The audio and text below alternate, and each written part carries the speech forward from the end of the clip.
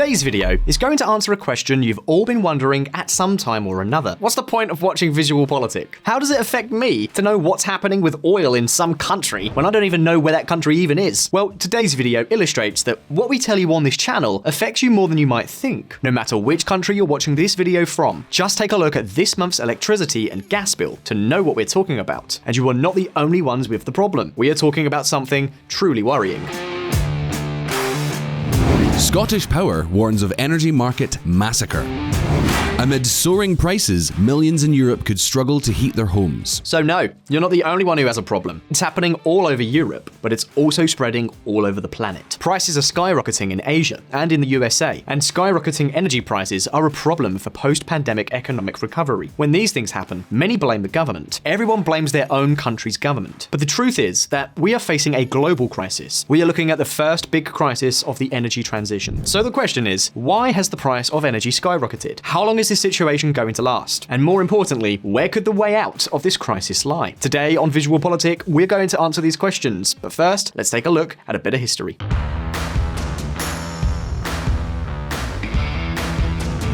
The years of plenty. Our story today is going to be a fairly straightforward one. Of course, there are political aspects. This is pure and simple economics, the law of supply and demand. The oil crisis of 1973, the most famous one, occurred because the price of crude oil multiplied by 4 after the Arab countries decided to reduce their production of dinosaur juice. Less supply, same demand, higher price. We can also look at what happened in 2011. The price of oil peaked, in real terms, thanks to the runaway demand from emerging China. Higher demand, same supply, higher price. This was the trend until the fracking revolution came along. Oil prices in constant currency increased between 1971 and 2011 by almost 900%. To give you an idea, other basic commodities only increased by 68% over the same period. With the oil price settled above $100 a barrel, the conditions were in place that made it profitable to exploit oil and gas fields through fracking. This technique was a real revolution in the world's energy markets. Suddenly, there was much more supply of oil. As a result, the price of oil plummeted by almost half in 2014.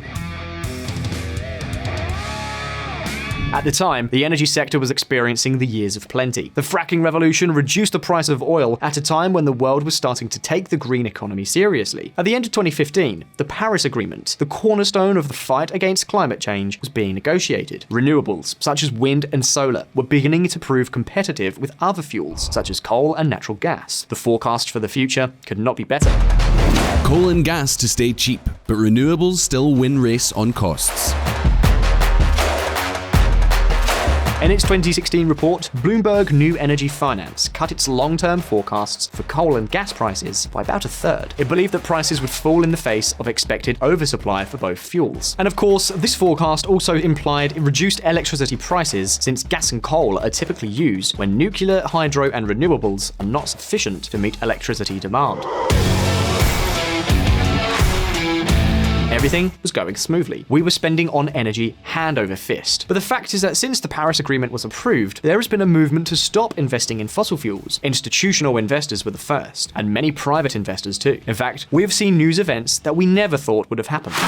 Heirs to Rockefeller oil fortune divest from fossil fuels over climate change. In the last 5 years, there has been no talk in the industry about anything other than the energy transition. We accept that solving the problem of global warming is one of the most important challenges ahead of us. The planet can no longer absorb any more greenhouse gas emissions, and one of two things needs to happen. Either we stop polluting by 2050, or the planet's going to be hotter than Neymar's birthday parties. It is true that carbon capture and storage technologies are being researched, but however much carbon is stored, we still need to pollute less, or as they say lately, decarbonize the economy.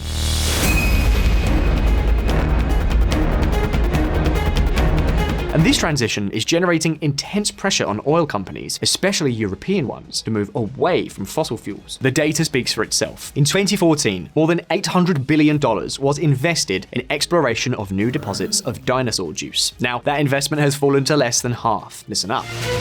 Global upstream investments set for a 15-year low, falling from $383 billion in 2020.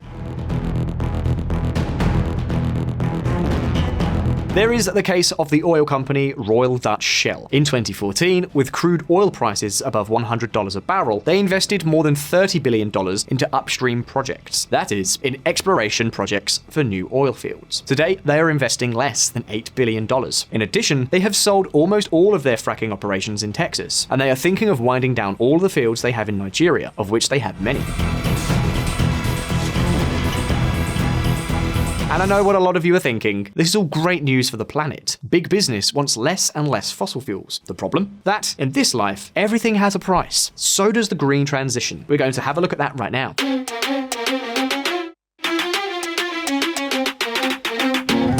The COBRA effect.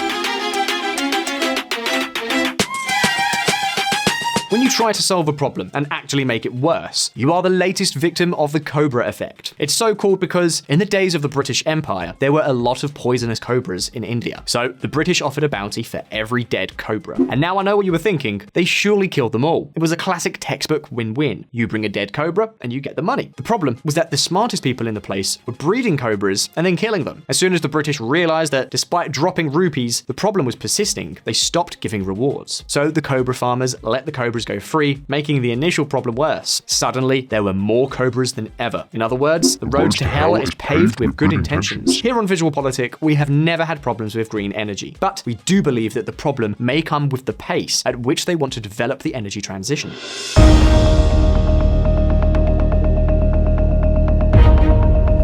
Investment in clean energy must triple by 2030 to curb climate change. 2/3 of the investment in the energy sector is already invested in renewables. But as you can see, a lot more investment is needed if we are to succeed in tackling climate change, which is why we say be very careful with the pace, because some energy sources must be replaced by others, and all within a good plan. Why do we insist on this? Well, because at the end of the day, when there are difficulties, the problem is not going to be with the government in power or the businessmen, the problem is going to be with you. Germany flirts with power crunch and nuclear and coal exit. We said it at the beginning, scarcity is synonymous with rising prices. So, well, let's go ahead with the energy transition. The problem with renewables is that they depend on weather conditions. You can't use them whenever you want. Without wind, the wind turbine doesn't move, and without sun, the photovoltaic panels delivers less than Koeman when he was coaching Barcelona. So, we need base load energy, power plants that we know will not fail us, and that will be available when we need them.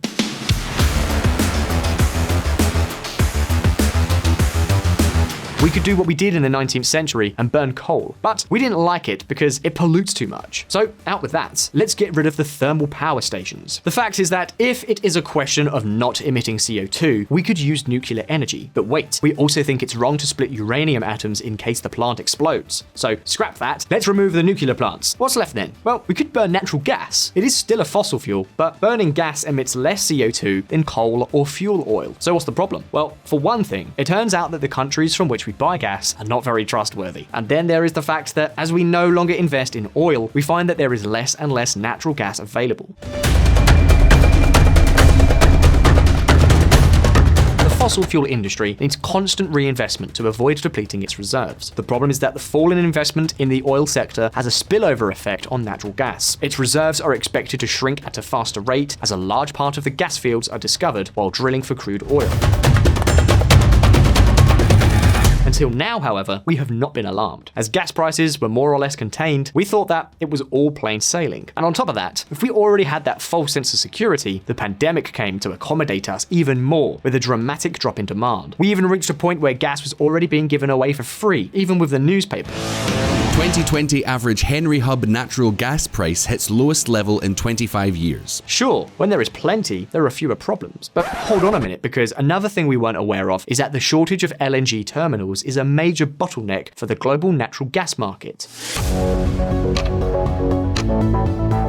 LNG is the only option for shipping gas from places where it's plentiful, like the United States, Australia, or Qatar, to places where it's scarce, like Europe and Asia. But building terminals takes time, so it's not a short-term solution. And so we have found that everything that made natural gas cheaper when the pandemic broke out has now become more expensive in a massive swing of the pendulum. The perfect storm. It looks like the worst of the pandemic is over, and of course, after the massive confinements we experienced in 2020, the economy has returned to growth. This has led to direct consequences on the energy sector, because the world is back to demanding oil. It has demanded coal again. Above all, it has demanded gas again.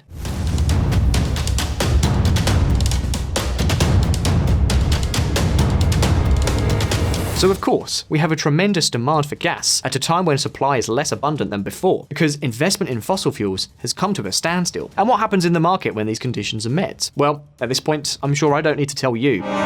Gas prices skyrocket as the global energy crisis worsens. In this situation, many have turned their attention to Russia. The European Union directly accused the Kremlin of not offering enough gas for European markets. Some speculated that Russia was encouraging gas shortages as a pressure measure to finally get Nord Stream 2, its new gas pipeline with Germany, up and running. However, nothing could be further from the truth.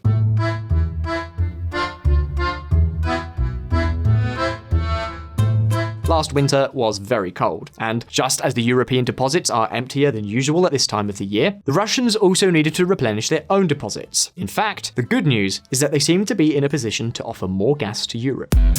Natural gas prices fall on Putin order for more Russian exports. However, VisualPolitik viewers, the bad news for the European Union is piling up in the face of the energy transition. Dependence on Russian gas is still rampant. Approximately 1/3 of the gas consumed in Europe comes from the east. So once again, it is showing how vulnerable Brussels, Berlin, and other major European capitals are to the Kremlin's goodwill. Added to that is how vulnerable the European Union is becoming to the weather. We have already seen the consequences that a harsh winter has had on prices, but then the summer was lethal too. Energy prices in Europe hit records after wind stops blowing. During the summer, Europe's wind power production was reduced by almost half. And of course, if there is no wind, the problems start. It was a perfect storm. With more demand and no wind, there was no choice but to burn natural gas to meet the electricity demand.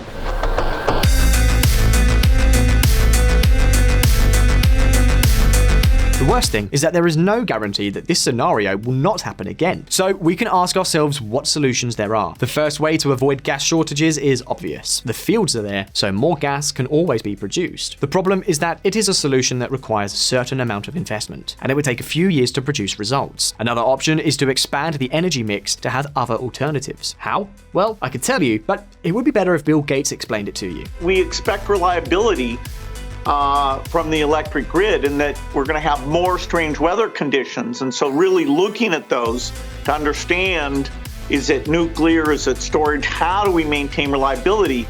The other alternative is the simplest. Accept the energy transition with its virtues and its defects. That means grinning and bearing the situation while digging deep in our pockets to pay for more energy. The problem is that this will not only affect your bills, but industries will also pay more for energy, and they will charge you by raising the price of their products. In other words, there'll be a complete loss of competitiveness.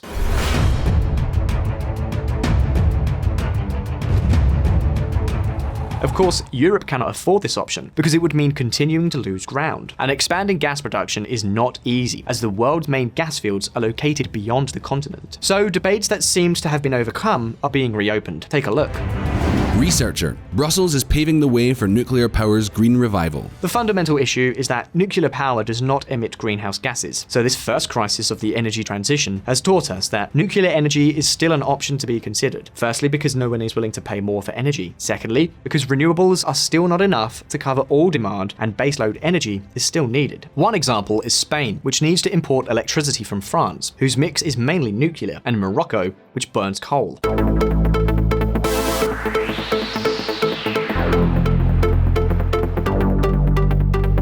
And finally, because while we may insist on renouncing nuclear, keep in mind that this gas price crisis has pushed many countries to turn their thermal power plants back on. So, as I said before, either the energy transition is well planned, or we may be forced to take a step backwards in the fight against global warming. But now the question is over to you. Would you give nuclear a fresh chance? Or would you gamble everything on the development of renewables? You could leave me your answer in the comments. And of course, don't forget that we have new videos every week. So subscribe to the channel so you don't miss any of our updates. And if you like this video, like it, and we'll see you in the next one. Take care. See you soon.